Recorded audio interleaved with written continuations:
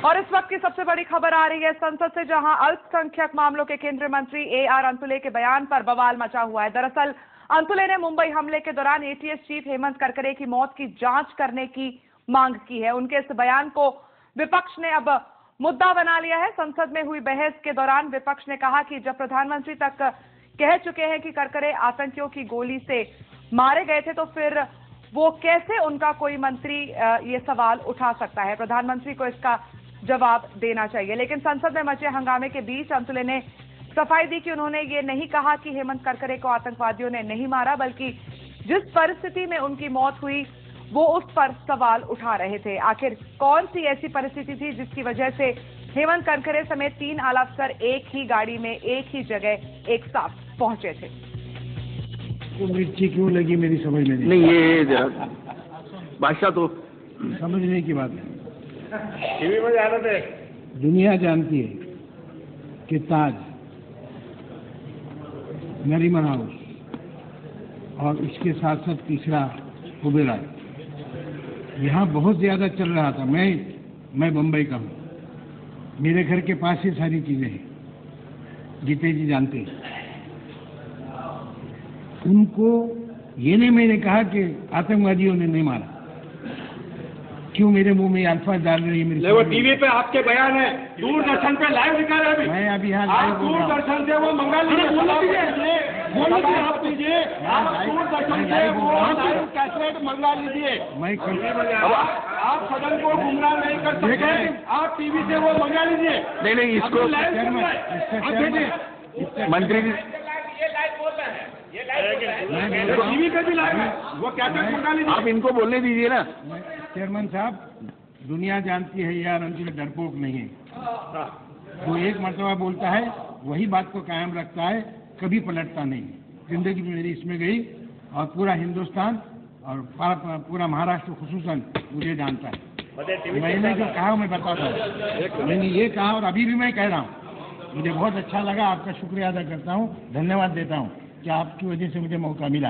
बोलिए, आप बोलिए, सच्चा है वो बोलिए। नहीं तो मुझे मौका जो टीवी पे कहा है वो कहिए। बोल रहा हूँ मैं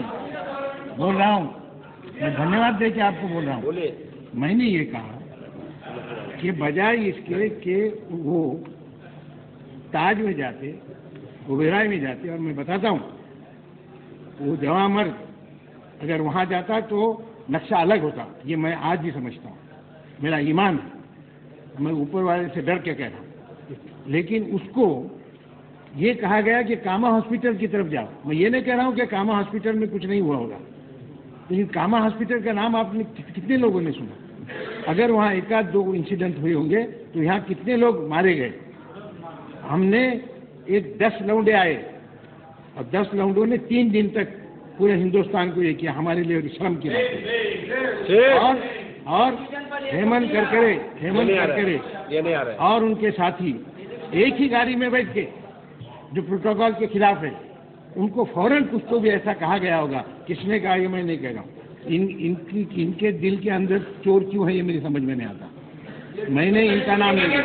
सर, ये बयान आ रहा है, टीवी पे लाइव आ रहा है, ये मुकर्रर आपके बयान से मंत्री जी मुकर्रर टीवी पे आ रहा है। इनका नाम नहीं लिया। आपको सदन में डिबेट पर इस बिल पर चर्चा करना है। बैठिए। अब अरे उनको कहना है तो कहेंगे ना वो। अब बैठिए देवेंद्र, बैठो आप। ये ऐसा नहीं होगा। अब बैठिए आप। दंगा करवाना चाहते हैं अंतुले जी। मैंने ये कहा। चलिए गीते जी बताइए। नहीं हो गया। मैंने ये कहा। बोलिए। मैं वही कह रहा हूँ जो उस वक्त मैंने कहा, और मैं झूठ नहीं कहता। आप बैठिए ना रामदास, बैठिए। अडवाणी बैठिए ना। वो और मैं आपके ऊपर नहीं कहा है, उनके ऊपर कहा है, उनको बोलने दीजिए। और मैंने बैठिए आप। सभापति जी, रामनाथ जी बैठिए। सभापति जी, मैं हल्फिया कह रहा हूँ। और बोलना है तो अपनी सीट पर जाइए उधर। मुझे हल्फ लेने की जरूरत नहीं है।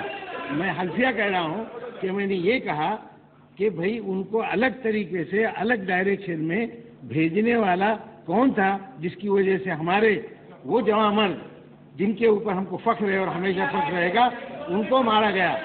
तो ये इन्वेस्टिगेशन का विषय है, इसको आप यहाँ मेरे आँख के सामने गीते जी नहीं थे, हमारे दोस्त के नहीं थे, बिल्कुल नहीं थे।